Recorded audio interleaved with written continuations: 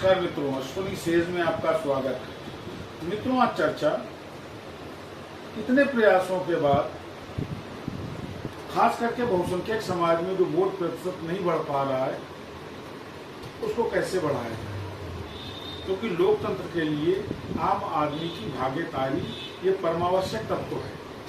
और दुर्भाग्य ये है, चुनाव आयोग भरकस प्रयास करता है, सामाजिक संगठन प्रयास करते हैं, उसके बाद भी वोट प्रतिशत नहीं बढ़ पाता। मित्रों, मेरी राय ये है कि हिंदुस्तान की सरकार को, चुनाव आयोग को एक ऐसा प्रस्ताव लाना चाहिए कि अगर मतदाता अपने मत का उपयोग नहीं करता है, इसको मैंडेटरी बनाया जाना चाहिए। मित्रों, ये मेरी राय है कि यदि मतदाता अपने मत का उपयोग नहीं करता है तो उसके जो शासन से प्राप्त सुविधाएं हैं, चाहे उसमें वोट राइट हो, चाहे उसका राशन कार्ड हो, या उसको और भी जो चीजें मिल रही हो, वो अविलंब बंद की जाए।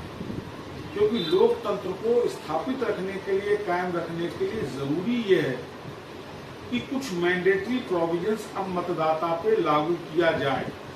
वो चाहे कांग्रेस को वोट दे, वो चाहे भाजपा को वोट दे, वो सपा को वोट दे या नोटा दबाए, लेकिन वो बूथ पे जाए, मतदान करे, लोकतंत्र के निर्माण में अपनी भागीदारी सिद्ध करे। अन्यथा उसका राशन कार्ड निरस्त, उसका पैन कार्ड निरस्त, उसको मिलने वाली सारी सरकारी सुविधाएं अविलंब त्वरित रूप से समाप्त की जाए। इसी तरह मित्रों, हिंदुस्तान में जो प्राकृतिक स्रोत हैं जिनका हम अनवरत दोहन करते चले जा रहे हैं, उसके सापेक्ष जो आबादी का घनत्व दिनों दिन बढ़ता जा रहा है, इसको कैसे नियंत्रित करें। दुनिया के हर देश आबादी नियंत्रण में लगा है, पर हमारे यहाँ चूंकि राजनीतिक मामले हैं, इसलिए पूरा धर्म सामने आ जाता है। भाई, हमारे धर्म में तो रोक नहीं है, हमारे पास खाने कमाने का साधन नहीं, पर बच्चे हमारे जरूर 15 होंगे।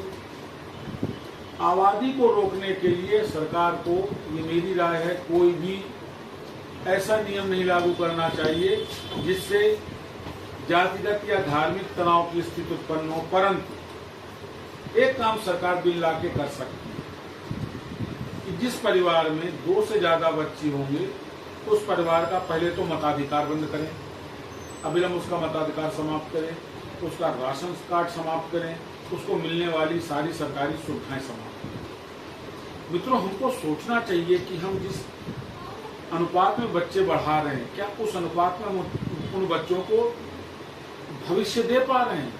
हम उन्हें पढ़ा नहीं पा रहे हैं, हम उनको पोषण नहीं दे पा रहे हैं, हम उनको शिक्षा नहीं दे पा रहे हैं, हम उनको स्वास्थ्य सेवाएं नहीं दे पा रहे, केवल बच्चे पैदा कर रहे हैं। अरे शर्म आनी चाहिए, ऐसा किस दीन में लिखा है?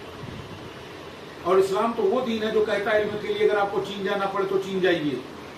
हम अपने बच्चों को नहीं पढ़ा पा रहे हैं।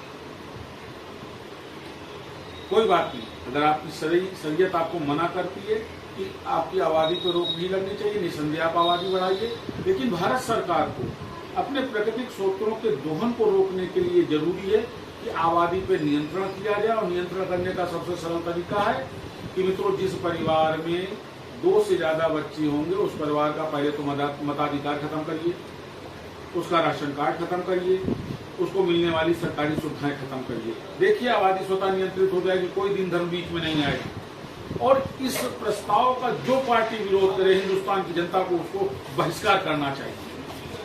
तो वोट बैंक के लिए ये खेल होता है मित्रों। याद करिए, सन 2002, 4 और 5 का वो दृश्य, इन्हीं ममता बनर्जी ने भारत के सदन में 15 लाख बांग्लादेशी आक्रांताओं को, बांग्लादेशी जो माइग्रेटेड थे, उनकी लिस्ट फेंकी थी, ये घुसपैठी हैं, आज उनका वोट बैंक। और वो 15 लाख की आबादी 45 लाख हो गई है। इसलिए दीदी को तकलीफ होती है। मित्रों, हिंदुस्तान के मुस्तकबिल से खिलवाड़ नहीं बर्दाश्त किया जाएगा।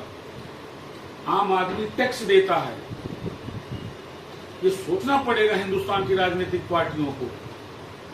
ये वर्तमान की लोकसभा, ये न किसी की जीत है न किसी की हार है, ये सबक है दोनों के लिए, सत्ता और विपक्ष के लिए। अब ऐसे कुछ कठोर निर्णय वर्तमान सरकार को लेने चाहिए यदि वास्तव में वो अपने को राष्ट्रवादी कहते हैं। पुनः मुलाकात करूंगा मित्रों, नमस्कार।